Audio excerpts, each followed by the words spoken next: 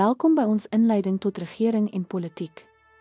Vandag gaan ons die konsep van die verstaan van nasies ondersoek.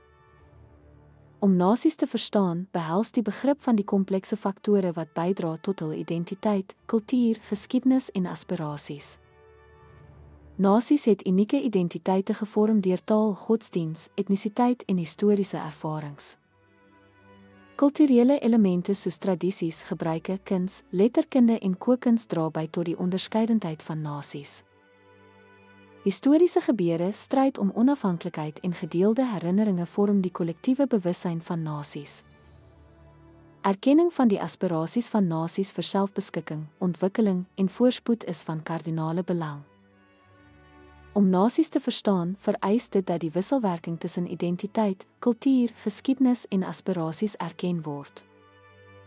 Dankie dat jy by hierdie sessie aangesluit het. Dit is noodsaaklik om die diversiteit binne nasies te waardeer terwyl hulle hul gemeenskaplike bande erken.